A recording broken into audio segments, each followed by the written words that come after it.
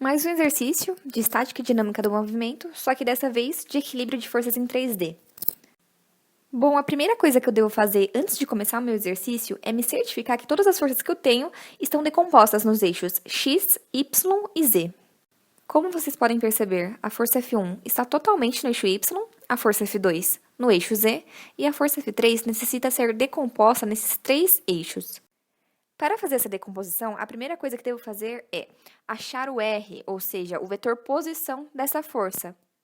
Eu tenho que essa força, ela sai do ponto O, localizado em 0, 0, 0, e vai até o ponto B, localizado em -2, -3 e 6. Então, eu vou fazer o final menos o inicial, ou seja, o ponto em que a força chega menos o ponto da onde a força vem. E vou obter o seguinte valor. O próximo passo é fazer o módulo desse vetor posição, elevando cada uma de suas coordenadas ao quadrado, somando-as e extraindo sua raiz, achando um valor de 7 metros.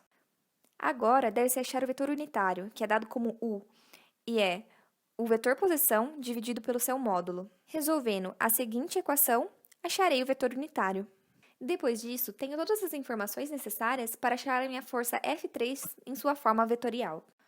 Multiplicando a intensidade da força F3 por seu vetor unitário, obtém-se a seguinte força vetorial. Agora que já temos a força F3 decomposta no eixo x, y e z, podemos começar a aplicar as equações de equilíbrio.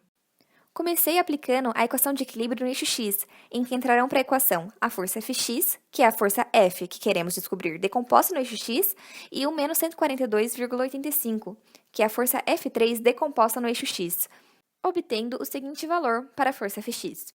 Depois disso, fiz uma equação de equilíbrio no eixo y, em que entrou a força F1 de 200 newtons, a força F3 decomposta no eixo y e a força F também decomposta no eixo y, obtendo o seguinte valor para Fy.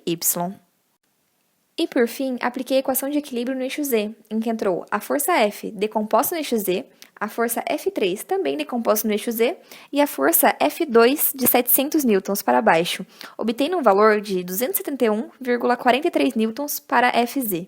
Agora que já obtemos as forças Fx, Fy e Fz, já podemos escrever a força F em seu modo vetorial.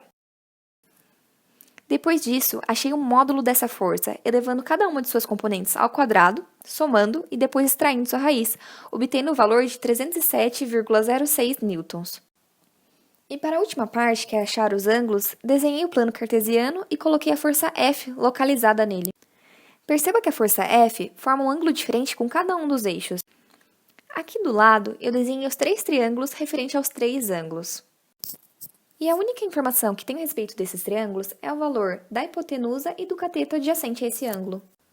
Portanto, eu sei que o valor do cosseno de cada um desses ângulos será seu respectivo cateto adjacente dividido pela hipotenusa. E perceba que os valores dos catetos adjacentes são iguais aos valores de cada uma das coordenadas da força F. Aplicando e resolvendo essas três equações trigonométricas, obterei os três ângulos pedidos. E desta forma, apresentarei as 4 respostas pedidas no enunciado.